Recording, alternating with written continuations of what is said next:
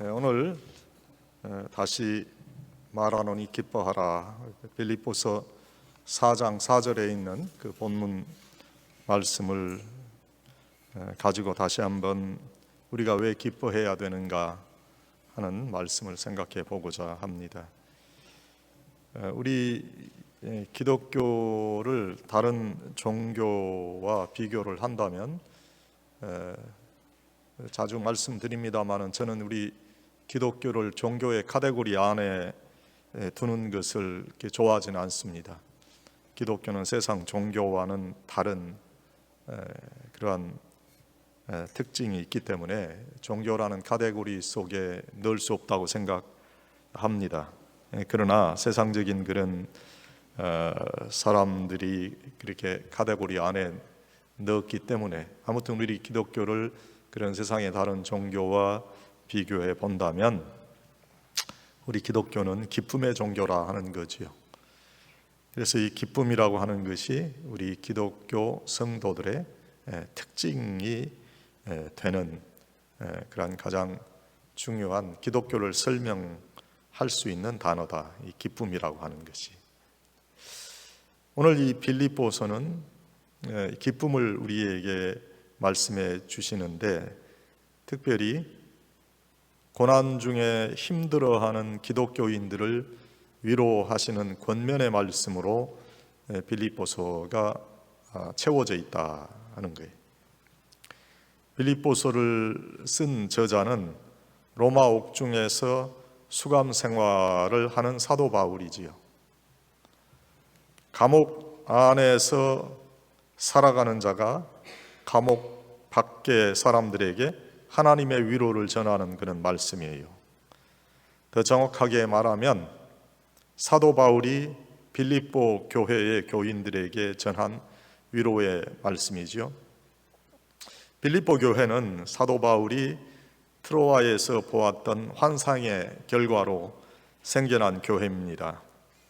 바울이 실라, 디모데, 누가와 함께 2차 전도 여행을 하는데 마게도냐로 건너와서 우리를 도우라 하는 그런 환상을 보고 전도 여행의 방향을 마게도냐로 바꾸게 되는데 그때 그 지역에서 제일 먼저 복음을 받아들인 도시가 바로 빌립보였고 또 빌립보 성의 첫 회심자는 자주 옷감 장사였던 두아디라였죠.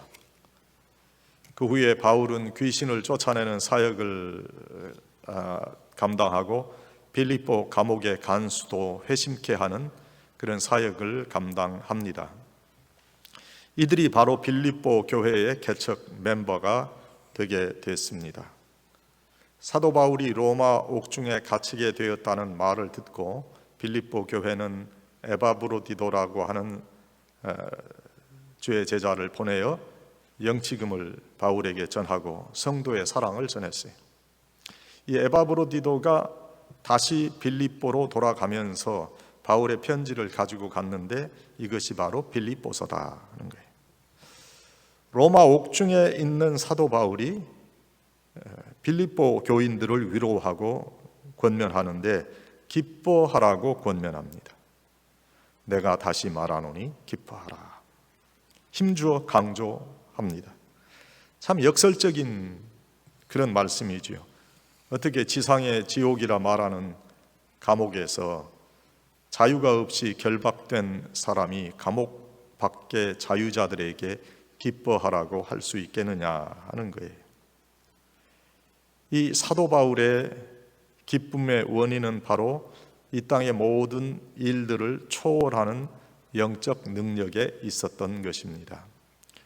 오늘 우리도 사도 바울을 통해서 주시는 이 말씀의 능력을 사모하고 그 말씀에 살 수 있다면 기쁨의 사람이 될 것입니다. 기독교 신앙의 특징은 기쁨입니다. 우리가 예수 그리스도를 믿고 산다고 해도 우리의 모습 속에서 기쁨이 없다면 복음 전도의 길도 막히고 세상 사람들도 우리를 기독교인으로 인정하지 않을 것입니다. 기독교 신앙은 세상을 초월하는 능력을 주는 힘이 있습니다.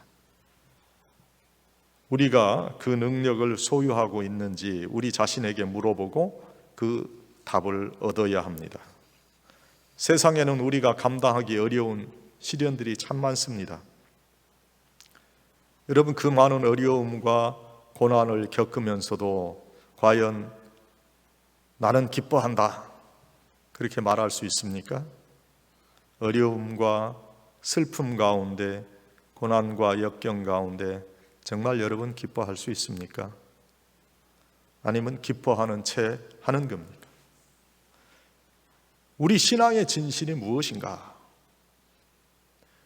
어떠한 고난과 어려움 가운데서도 기뻐할 수 있는 사람, 그 사람은 종말론적인 공동체의 일원으로서 삶을 살아가는 사람입니다.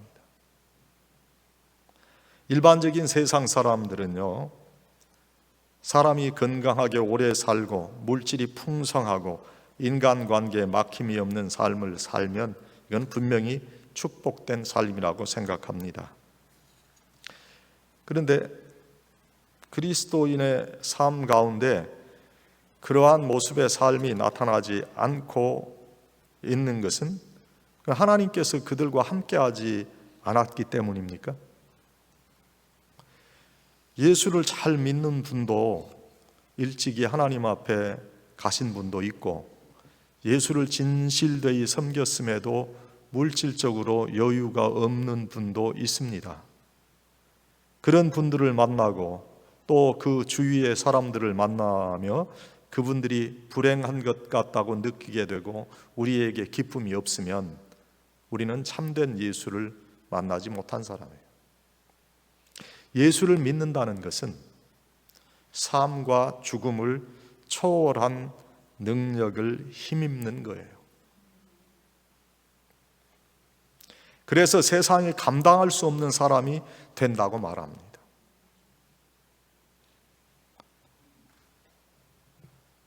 비록 육신의 죽음과 고통이 우리에게 다가온다고 해도 참된 기쁨을 소유할 수 있는 것은 하나님의 나라와 영생이 확실하기 때문에, 우리의 신앙은 이 하늘나라와 영생을 계속해서 우리 사는 날 동안 확인하는 거예요. 영적 체험과 신비로운 성령의 은사 체험은 이러한 하늘나라의 실제를 우리로 확신하게 합니다. 찬송가 204장 보면 예수를 나의 구주 삼고 성령과 피로써 거듭나니 이 세상에서 내 영혼이 하늘의 영광 누리도다. 온전히 주께 맡긴 내 영 사랑의 음성을 듣는 중에 천사들 왕래하는 것과 하늘의 영광이 보이도다. 그렇게 찬송합니다. 이것이 나의 간증이요 이것이 나의 찬송일세, 나 사는 동안 끊임없이 구주를 찬송하리로다 하는 가사가 있잖아요. 이러한 찬송을 진정으로 부를 수 있는 자는 어떠한 삶의 환경 가운데도 기뻐할 수 있는 거예요. 이 기쁨을 간직할 수 있는 신앙인이 돼야 돼. 나에게 이 신앙의 기쁨이 없으면 내 신앙을 확인해보고 점검해 봐야 됩니다. 먼저 주님께서 내 죄를 사하심을 믿어야 합니다. 죄의 모습을 가지고는 하나님과 화평을 이룰 수가 없습니다. 그런데 우리의 원초적인 죄라 할 수 있는 이 죄의 경향성, 이미 예수님의 십자가의 은혜로 사함 받은 거예요. 그런데 우리의 삶에 거듭해서 나타나는 죄의 모습이 있음을 또한 우리는 부인할 수 없습니다. 온전한 성화를 이루지 못해서 말과 행동에 계속되는 실수와 부족함, 이러한 자범죄로 인해서 하나님과의 관계가 멀어졌다면 속히 그 멀어진 관계를 하나님과의 친밀한 관계로 회복시켜야 돼요. 내 범죄함으로 하나님과 멀어진 그런 사람들 마음에 기쁨이 있을 수 없습니다. 과거의 내 잘못으로 인해 지금 내가 고난과 어려움을 겪고 있다고 생각하기가 쉬운데, 죄의 결과로 인해 지금 내가 고통을 받고 있다고 생각하는데 그것이 심판의 결과입니까? 꼭 그렇다고 생각하십니까? 판단의 기준은요, 내가 회개했는가 하는 거예요. 우리가 예수 그리스도의 이름으로 우리의 죄 사함을 간구했다면 현재 내 삶에 나타나는 어려움과 고난은 꼭 죄의 결과와 하나님의 심판은 아니라고 생각합니다. 우리의 범죄함에 대한 회개가 없었다면 우리가 당하는 고난과 고통은 죄를 깨닫게 하시고 회개하게 하시는 하나님의 인도하심이 될 수 있기 때문에, 그래서 죄에 대한 회개가 이루어지지 않은 사람들은 자신의 죄를 회개하는 기도를 반드시 드릴 수 있어야 합니다. 우리가 우리의 주님께 죄를 다 내놓고 회개했다면 현재 우리가 당하는 고난은 그리 큰 문제가 될 것이 아닙니다. 우리 존재의 근원 되시는 예수님께서 우리와 함께 계시기 때문이고, 이러한 의식을 가지게 되면 참된 기쁨의 사람으로 살아갈 수 있기 때문입니다. 우리의 주님은 미쁘시다고 그랬습니다. 우리가 우리의 죄를 고백하면 그 죄를 용서하시고 기억하지 아니하신다고 그랬습니다. 우리가 비록 어떠한 죄를 지었든지 상관없습니다. 주님께 기도하고 죄의 용서를 구하면 주님은 우리를 용서하시고 구원해 주십니다. 범죄로 인해서 염치가 없고 감히 고개를 들 수 없어도 주님은 그런 자를 기다려 주십니다.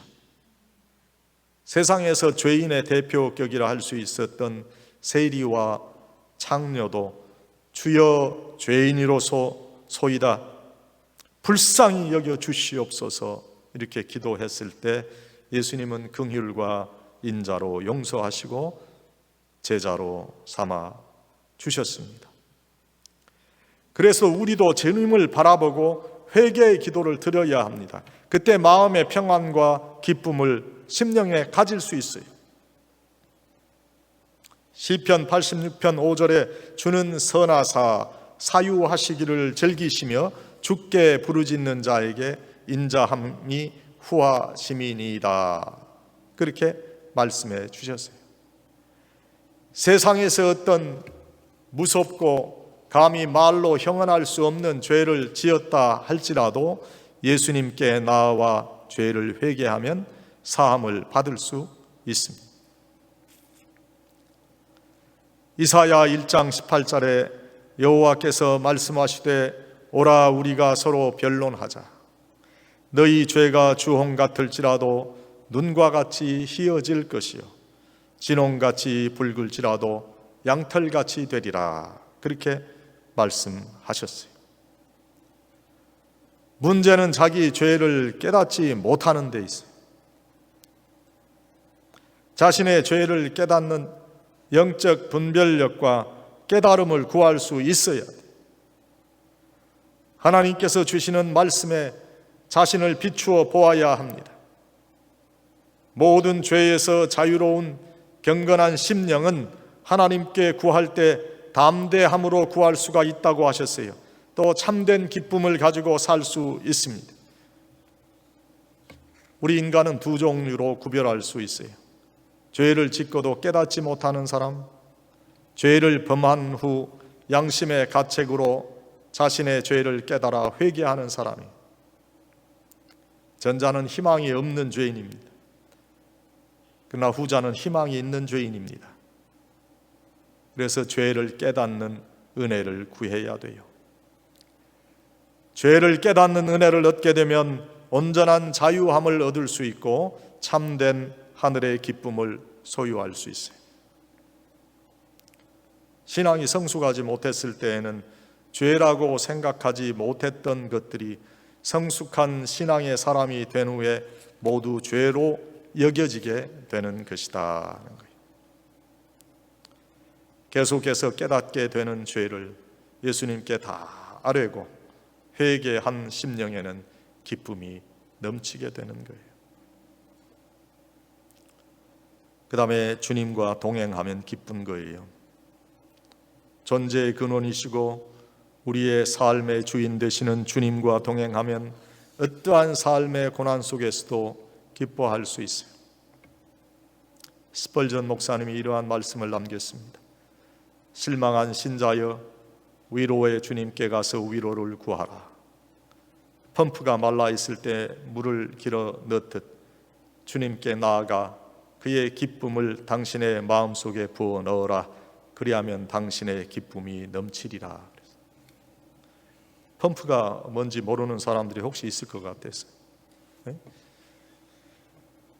몇십 년 전에는 수도 대신에 이 우물에다가 이 파이프를 묻고 동력을 사용해서 이 펌프질을 하면 물이 나오는 그런 펌프가 있었어요. 근데 맨 처음에는 마중물을 좀 넣고 그걸 누르면 물이 나오게 돼 있었죠. 요한복음 14장 27절에 주님은 이런 약속을 우리에게 주셨어요. 평안을 너희에게 끼치노니 곧 나의 평안을 너희에게 주노라. 내가 너희에게 주는 것은 세상이 주는 것 같지 아니하니라. 너희는 마음에 근심도 말고 두려워하지도 말라. 어떠한 인생의 고독과 불안과 슬픔과 염려를 가졌다고 해도 주님을 바라보고 주님과 동행하면 위로와 평강, 참된 기쁨을 누릴 수 있는 거예요.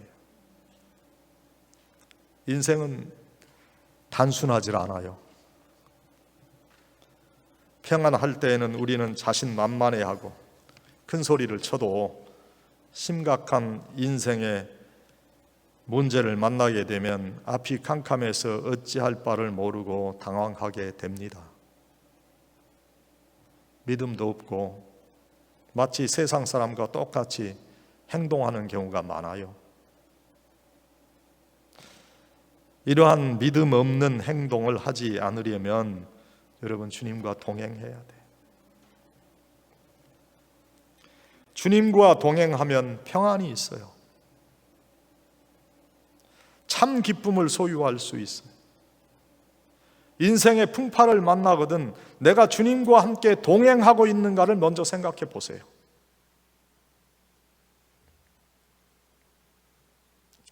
주님은 풍랑을 만나 어찌할 바를 모르고 두려워하던 제자들의 배를 향하여 바다 위를 걸어오셨어요. 그리고 두려워 말라 그렇게 말씀하시고 바다를 잔잔하게 만들어 주셨어요. 주님과 동행했던 모든 분들이 하나님의 음성을 듣는데 그것은 두려워 말라 하는 거예요. 세상을 향해 우리가 가지는 마음은 두려워하지 않는 마음이에요. 여러분 문제가 생기면 두려운 문제들이 우리에게 다가오면 어찌할 바 우리가 몰라서 우리가 참 어려운 그런 상황에 있는 것을 주님은 더 잘 아신다는 거예요. 두려워 말라. 바다를 잔잔하게 만들어 주셨어요. 부활하신 주님은 다락방에서 무서워 떨고 있는 제자들에게 오셔서 그들을 위로하셨어요. 평안과 기쁨을 주셨어요. 주님의 얼굴은 위로를 제자들에게 주시는 참된 평안의 근원이었어요. 어떠한 고독과 불신과 슬픔과 불안과 염려를 가지고 있다고 해도 주님을 바라보고 주님과 동행하면 위로와 평강을 누리고 기뻐할 수 있는 거예요.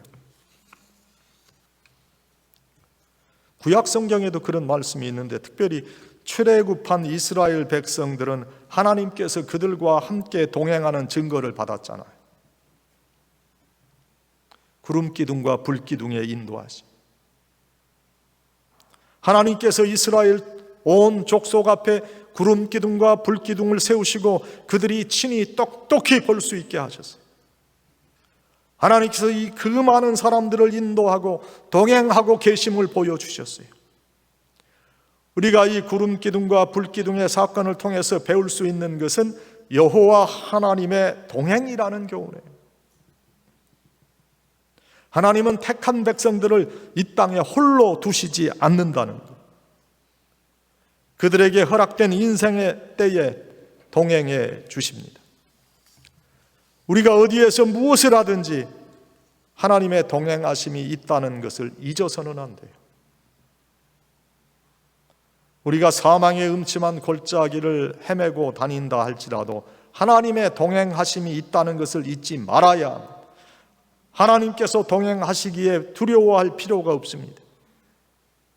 감리교 창시자 요한 웨슬러가 대서양을 건널 때 일입니다. 바다의 풍랑이 일었습니다. 모든 사람들이 죽는다고 소란을 떨며 두려워하는데 요한 웨슬러는 태연했어요. 어떤 이가 물어보았습니다. 어찌하여 이러한 두려움 가운데서 태평한가 물어보았더니 웨슬리가 이렇게 대답합니다. 저는 지금 하나님과 함께 있습니다. 저는 하나님과 동행하는 길을 갈 것입니다. 하나님께서 저를 천국으로 인도하면 천국으로 갈 것이고, 대서양을 건너서 미국으로 인도하시면 미국으로 갈 것입니다. 하나님께서 나와 함께 계시니 염려할 것 없습니다. 그렇게 대답했어요.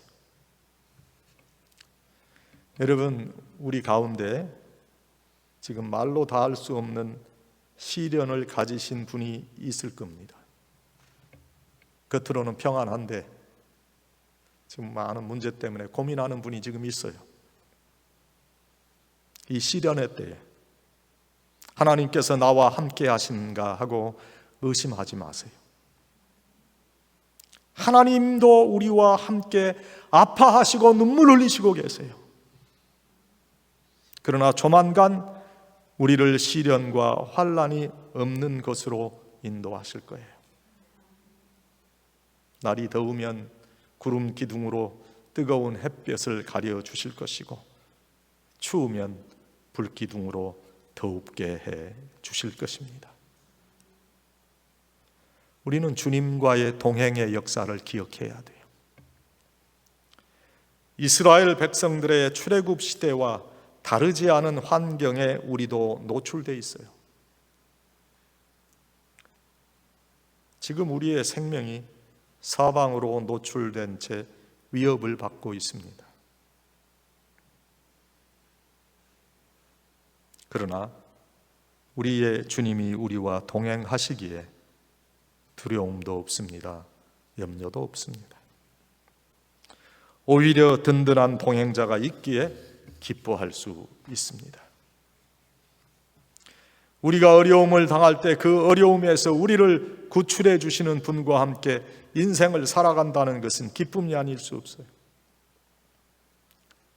주님은 우리의 인생길이 힘들고 어려울 때마다 우리를 업고 가시는 분이에요. 어린 시절 여러분들이 부모님과 같이 걸어갔던 그런 기억들이 있을 거예요. 부모님과 길을 갈 때 우리의 다리가 짧아서 빨리 따라가기 어려울 때 우리들을 번쩍 들어안고 길을 가던 그런 아버지와 어머니를 기억하지 않습니까? 길을 걷다 다리 아프다고 하면 등에 업고 가시던 그 부모님과 같이 우리의 인생길을 동행하시는 하나님이 계시기에 우리에게 기쁨이 있는 겁니다. 여러분, 매일 매 순간 하나님과의 동행을 확인하세요. 육신의 눈에 보이지 않지만 하나님께 묻고 또 물어보세요. 예수님께서 세상 끝날까지 너희와 함께 있겠다고 마태복음 28장 20절에 분명히 말씀하셨어요. 성령 충만한 사람과 그렇지 않은 사람의 차이는 하나님과 동행하는 사람인가 아니면 그렇지 않은가의 모습으로 나타나는 거예요. 하나님과 동행하는 자는 계속해서 자신의 삶 속에 하나님과의 대화를 쉬지 않는 자입니다. 요란하게 신비한 환상을 보았습니다, 음성을 내가 들었습니다 하는 것보다 매 순간순간이 예수 믿는 자의 고상한 인격이 드러나는 그 사람이 하나님과 동행하는 사람이에요. 거룩한 하나님과의 대화 가운데 이미 거룩한 하나님의 품성을 닮은 인격자로 변화되기 때문에요. 예수를 그렇게 오래 믿었다고 하는데 대화를 해보면 이건 전혀 신앙의 인격이 드러나지 않는 그런 사람들이. 저는 그런 사람들을 보면 좀 의심부터 들어요.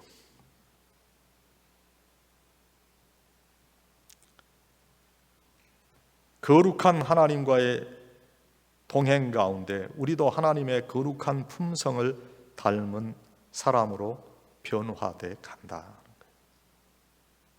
이러한 기쁨이 우리에게 있어야 구원받은 하나님의 백성이라고 할 수 있을 것입니다. 하나님과의 동행의 기쁨이 여러분의 생활 속에 충만하시기를 축원합니다. 그 다음에 주님께 맡기면 기뻐할 수 있어요. 하나님께서 우리의 영의 아버지 되시고 우리는 그분의 아들과 딸이라는 사실이 얼마나 귀한 축복인지 알 수 없어요. 우리가 혼자서 담당하고 괴로워해야 할 일을 부모님께 맡기고 그들이 해결해 주시는 기쁨 속에서 우리는 자라왔잖아요.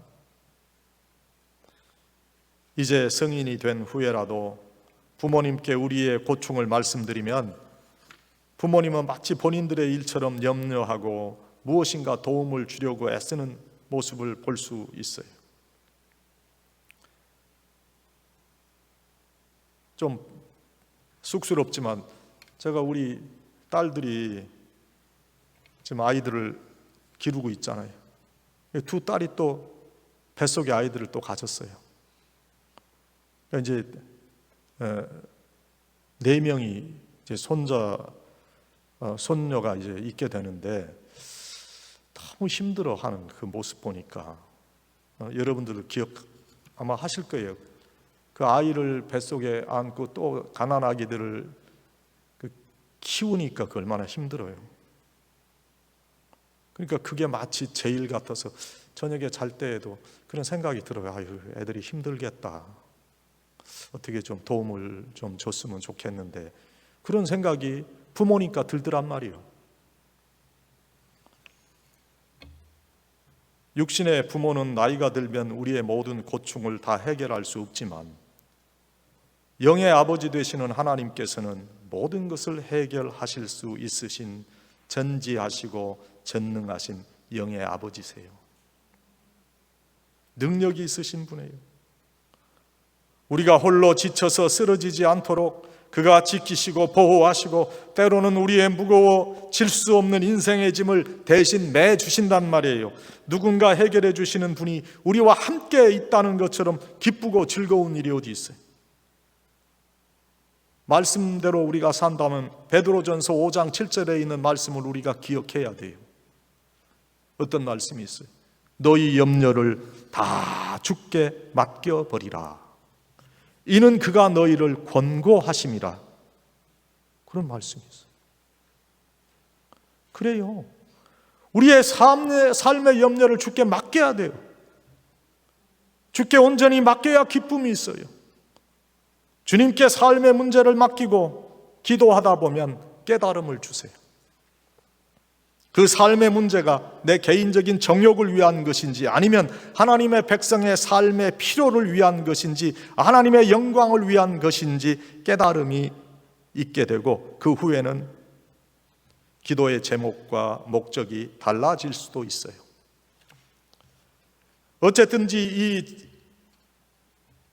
기도의 목적과 제목이 분명해지면 이제 하나님께 온전히 맡기는 기도를 하면 돼요. 그리고 기다리는 거예요. 그때 우리가 상상할 수 없었던 응답의 결과가 우리에게 축복으로 다가올 것입니다. 온전히 주께 맡긴 영혼이 주님의 음성을 들을 수 있습니다. 주님께 모든 것을 맡기고 살 수 있는 사람은 주님의 자녀라는 고백과 함께 나는 주의 종입니다라는 고백도 할 수 있는 자입니다. 주님의 종으로 일꾼으로 산다면 피곤한 영혼이 안식을 얻는다는 거예요. 나는 주의 종입니다라는 고백은 주님은 내 주인이십니다라는 고백이지요. 종은 시키는 일만 실수 없이 잘하면 됩니다. 그것이 종의 임무입니다. 주인이 관장하는 영역까지 처리하게 되면 오히려 주인의 꾸중을 들을 수 있어요. 그러므로 걱정과 염려, 근심 같은 것은 내가 짊어지고 고민할 것이 아니라는 거예요. 여러분들도 사업을 운영하시는 분이 있지요. 또 그 사업터에 종업원으로 일하시는 분도 있습니다. 그런데 주인 되시는 분들은 매상을 걱정하고 렌트비 인상을 걱정해도 종업원은 그런 걱정을 할 필요가 없잖아요. 이제 스토어에서 주는 주급받고 일하시는 분들은 일이 끝나면 집에 돌아와서 편안하게 쉬고 자면 되지만 주인은 걱정, 근심, 염려로 잠을 설칠 때가 많아요. 알람이 울려서 한밤중에 연락을 받고 나갔다 오면 피곤이 쌓이게 됩니다.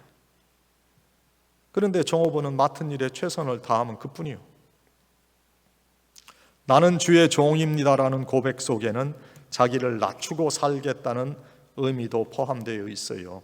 종은 높은 자가 아니라 낮은 자요, 섬기는 자요.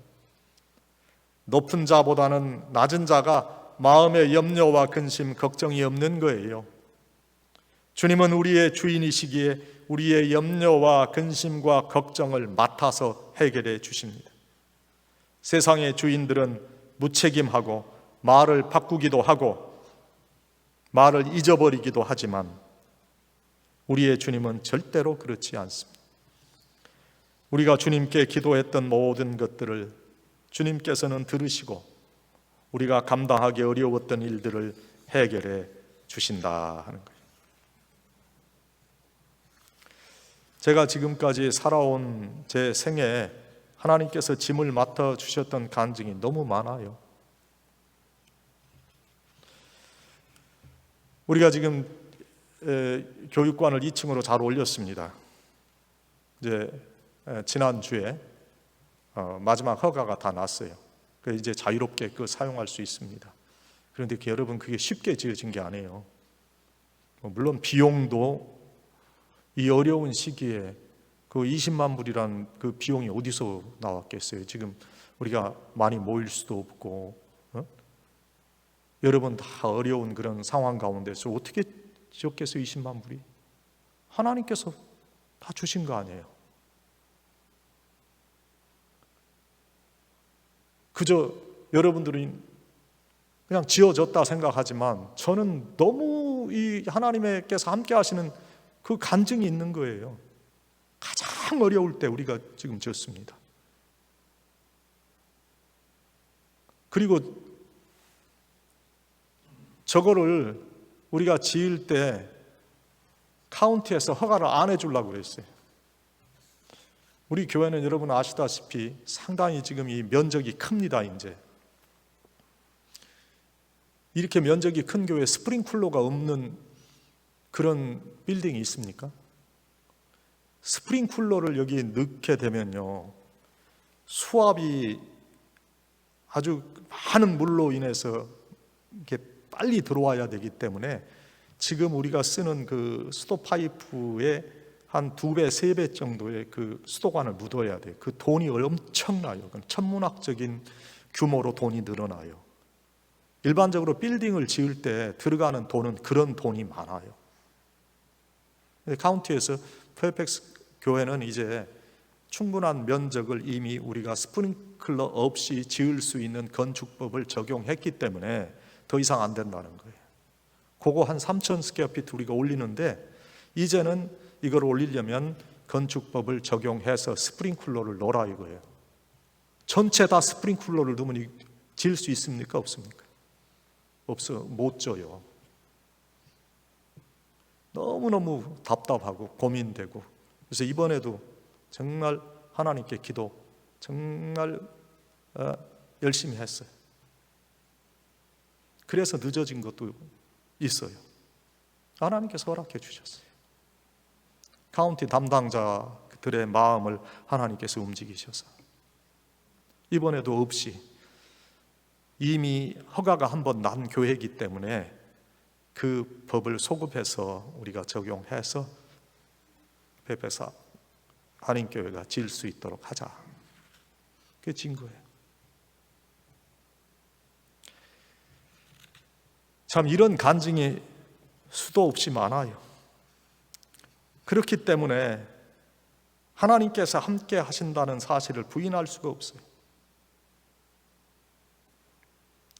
여러분, 하나님께 맡기고 여러분의 일을 진행하면 세상이 감당할 수 없는 은혜와 간증을 누리게 됩니다. 여러분도 마찬가지일 거예요. 미국에 오게 된 과정이라든지, 미국에 와서 주위에 좋은 분들을 만나서 도움을 얻고 지금까지 살아왔던 이 모든 것들 가운데 하나님께 맡기고 살아온 그런 인생의 간증이 많을 거예요. 우리 신앙이 무엇입니까? 하나님을 의지하는 것 아닙니까? 인생의 어려움 가운데 도와주시는 하나님께 문제를 맡기고 도와주심을 믿고 체험하며 살아가는 것이 신앙생활. 그렇게 이 강단에서는 하나님께 맡기고 신앙으로 살아야 된다는 외침이 있어도 문제가 생기면 주님께 기도하기보다는 어떻게든지 세상적인 방법으로 문제를 풀어보려고 하는 그런 분들을 보면 저는 답답하기 그지없어요. 예수님은 수고하고 무거운 짐진 자들아 다 내게로 오라 내가 너희를 쉬게 하리라 이렇게 말씀하셨잖아요. 저는 여러분에게 성경의 위로와 권면을 드리고 싶습니다. 어떠한 위로가 삶에 지친 영혼들에게 진정한 위로가 될 것입니까? 주님께 맡기라는 권면의 말씀보다 더 귀한 권면의 말씀이 어디에 있겠습니까? 사람들의 위로와 권면은 일회적이에요, 가변적이에요, 부족합니다. 그러나 말씀이 주는 권면과 위로는 불변하고 확실합니다. 주님께 맡기고 기도하는 여러분들이 되어야 합니다. 사랑하는 여러분, 그러면 기뻐할 수 있어요. 오늘 사도 바울을 통해서 우리에게 말씀해 주십니다. 지금 고난 속에 있는 여러분에게 내가 다시 말하노니 기뻐하라.